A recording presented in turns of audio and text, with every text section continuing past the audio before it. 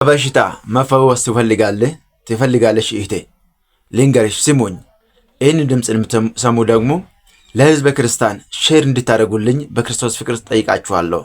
ሰላም ክርስቶስ ከእናንተ ጋር ይሁን። እንዴት ናቸው? እኔ ደህና ነኝ። ይህም ስራችሁ ነው ዛሬ የምነግራችሁ። ከሚገርማችሁ ይሄ ከስር የምታዩት ጸበል በጣም ይፈልገው የነበረው ጸበል ቦታ ነው። ጌስ ነው ካላችሁኝ እዚሁ ሸገር ሆኖ ሰበታ እንደደረሳችሁ የቅዱስ ዮሐንስ ጸበል ምኑ ጋር ነው ብላችሁ ብትጠይቁ ማንም ይነግራችኋል። ከሚገርማችሁ እህቴ በጣም ስትሰቃይ ነበር። በምን? በካንሰር።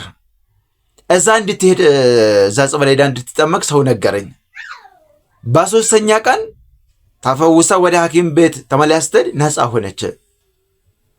ከሚገርማችሁ ስለዚህ እህት ወንድሞቼ መዳን ከፈለጋችሁ ከካንሰር፣ ከኩላሊት፣ ከኤችአይቪ፣ ከጉበት፣ ከተለያየ በሽታ መፈወስ ከፈለጋችሁ እኔ የምነግራችሁን ስሙኝ። እውነቴን ነው የምነግራችሁ።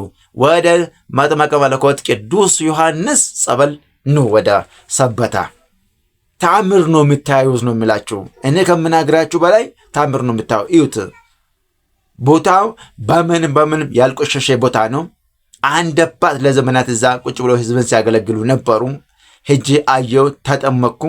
ጸበሉ ከየት እንደሚወጣ ጸበሉ ከከርሰ ምድር ነው የሚመጣ። አይታችሁት ከሆነ ከከርሰ ያጠምቃሉ።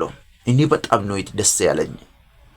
እባካችሁንም ደግሞ እንደምታዩት ጸበሉ ቦታ ፈዋሽ ታምረኛ ቦታ ከመሆኑ የተነሳ ነገር ግን ብዙዎች ሄደው ተፈውሰውበት ይመለሳሉ እንጂ ስለ ጸበሉ ቦታ ትንሽ ልብ አላሉም። እና እባካችሁ ቅዱስ ዮሐንስ የምትወዱ መጥምቀ መለኮት ቅዱስ ዮሐንስ ወዳጄ የምትሉት ወደዚህ ቦታ ኑና ጎበኙት። ቤተክርስቲያኑ እዩት።